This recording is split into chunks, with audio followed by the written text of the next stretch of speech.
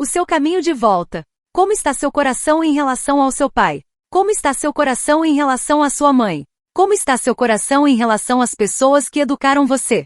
Chegou a sua vez. É o momento, pela ajuda do Espírito Santo, de tomar o caminho de volta para casa.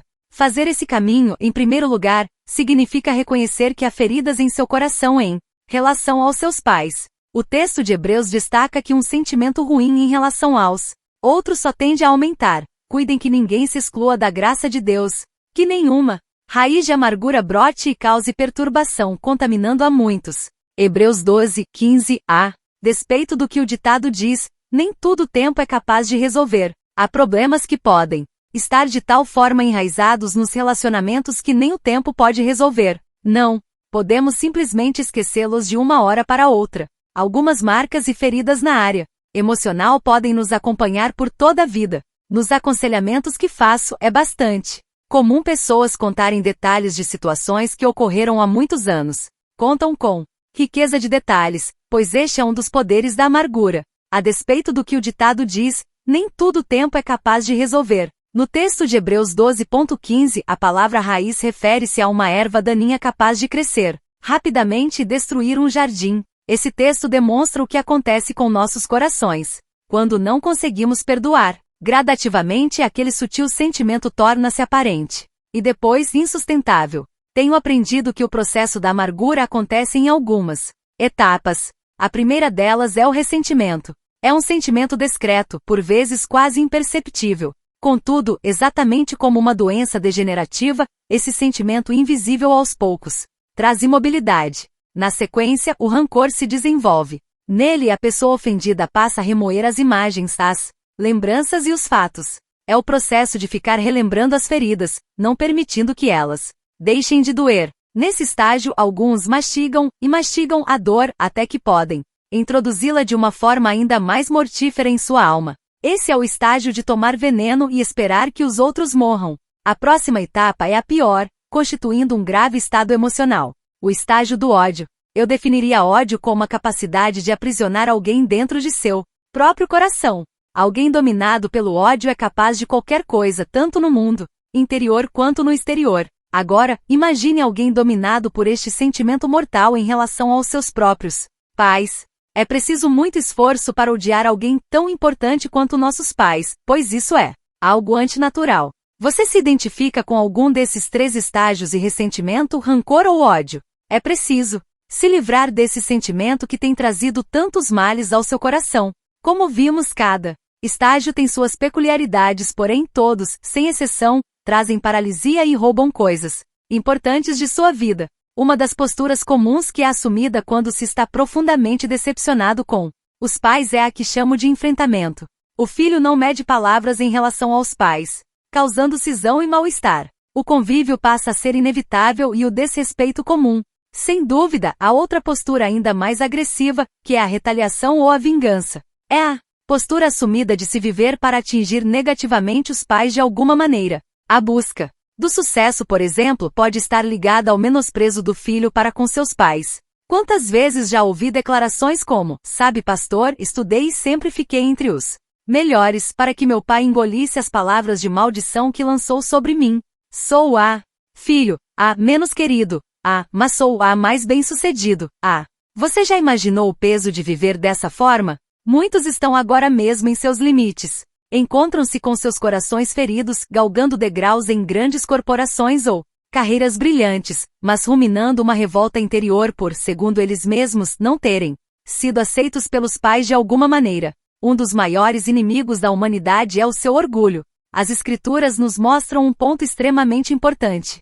Elas revelam que Jesus sabia o que estava no coração das pessoas.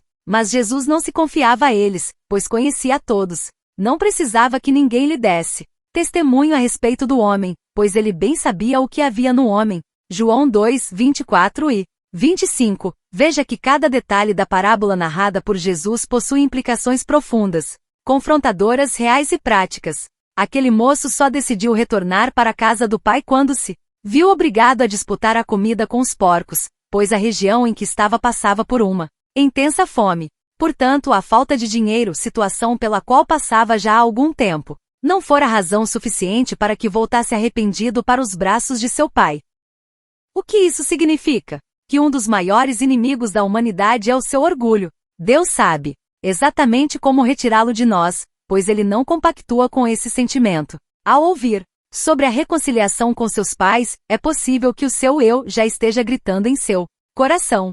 Possivelmente está reivindicando seus direitos, falando coisas do tipo: você não precisa se humilhar. Eles são os únicos responsáveis por tudo de ruim que aconteceu com você.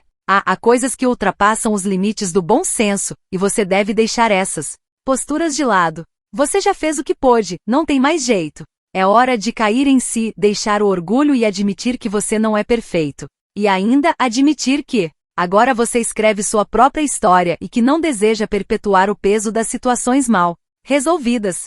Quero ajudá-lo nesse processo e pontuar algumas coisas que poderão tornar este momento possível. O momento do perdão e, quando possível, da reparação. Reveja a história de seus pais.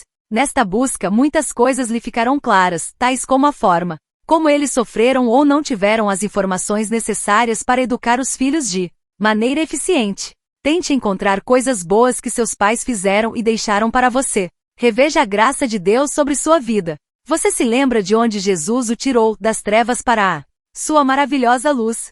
1 Pedro 2:9. Você merecia tamanha misericórdia?